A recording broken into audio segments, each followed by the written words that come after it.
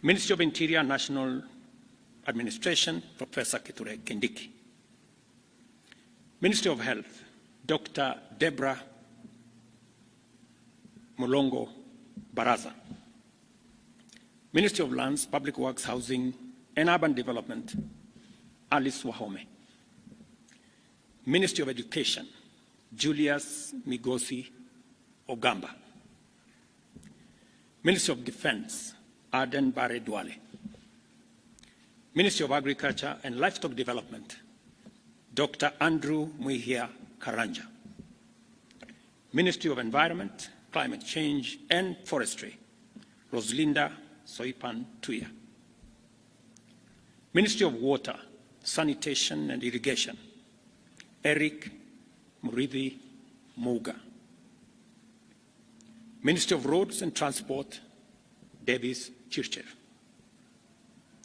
Ministry of Information, Communication and Digital Economy, Dr. Margaret Nyambura Ndungu.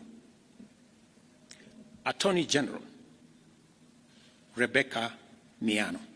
Over the past 1 month, Kenya's credentials as a democratic nation have been severely tested. During this time, the country has engaged in a difficult public conversation, providing an opportunity to reflect deeply on the relationship between fundamental rights and democratic freedoms, our collective aspirations for prosperity, and efforts to secure opportunities for all, and the imperative to advance national sovereignty and the security of the state. In this discourse, the people of Kenya have expressed their views on governance, development, economic management, national finances, and many other aspects of our nationhood. It is of utmost importance that the government takes measures to affirm our commitment to actualizing the people's aspirations, assure citizens that the state exists to serve them efficiently and with integrity, and to signal to all that our national values and principles of governance are the foundation of our national dispensation. The issues that have come to the fore requiring expeditious attention as matters of urgent priority include an accelerated program to significantly increase our food production and agricultural sector development, in addition to the interventions that we already have, so as to reduce the cost of living and enhance food security in our country. And together with it, to provide requisite raw materials for our our value addition, our manufacturing, and our industrialization agenda. The need to expand existing job creation opportunities and programs, and to create new interventions to address unemployment in order to absorb thousands of unemployed young people and provide them with gainful employment opportunities. The necessity of a public conversation on innovative, prudent, transparent and accountable use of public resources, along with people-friendly mechanisms for domestic resource mobilization and reducing public expenditure in a manner to make sure that we live within our means. Number 4, the imperative of addressing the significant challenge of public debt by establishing and implementing very clear mechanisms to reduce public borrowing and insulate the country from risks associated with debt accumulation, including prudent financial management to avoid debt distress. The importance of constituting a more inclusive government that unlocks the potential of citizens from all sectors to drive our national transformation and our unity. I gave the nation my undertaking to reflect at length On these issues that have been brought into sharp focus by the people of Kenya, I also promised to consult widely on the way forward, and I also promised to craft a broad-based government that would harness the enormous potential in our country to turbocharge our economic transformation and to provide for inclusive growth.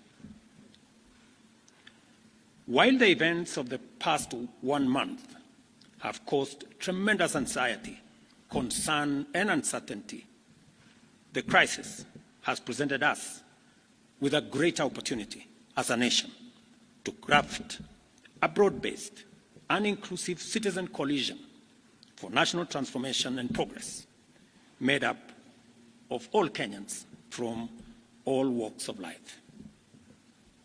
It cannot be denied that our nation has been in a crisis caused by multiple and complex factors. Neither can we turn away from recognizing that the opportunity before us is greater than the crisis. Together, we have a chance to take our country where we all want it to be and make our nation, the Kenya we want, a great nation. For this reason, I have consulted extensively on one, the need to enhance, broaden, and deepen the national economic turnaround plan set out in the bottom-up economic transformation agenda to incorporate a wider range of ideas, programs, and interventions that will facilitate job creation, robust debt management, enhanced transparency and accountability in the use of public resources, and enhance domestic resource mobilization and optimize public expenditure in a manner that gives all of us a chance to live within our means. Consequently, I have started the process of forming a new broad-based cabinet to assist in driving the urgently needed and irreversible transformation of our country. I nominate the following first batch of 11 individuals for consideration and approval by the National Assembly for appointment as Cabinet Secretaries and Attorney General. Ministry of Interior and National Administration, Professor Kithure Kindiki. Ministry of Health, Dr. Deborah Mulongo Baraza. Ministry of Lands, Public Works, Housing, and Urban Development, Alice Wahome. Ministry of Education, Julius Migosi Ogamba. Ministry of Defense, Aden Bare Duale. Ministry of Agriculture and Livestock Development, Dr. Andrew Muhia Karanja. Ministry of Environment, Climate Change and Forestry, Roslinda Soipan Tuya. Ministry of Water, Sanitation and Irrigation, Eric Murithi Muga. Ministry of Roads and Transport, Davis Chircher. Ministry of Information, Communication and Digital Economy, Dr. Margaret Nyambura Ndungu. Attorney General, Rebecca Miano. I am continuing to undertake consultations across the political divide on the balance of cabinet that I will appoint shortly. The consultations are at an advanced stage, and internal processes in various sectors are underway to facilitate my appointment of the balance of this cabinet.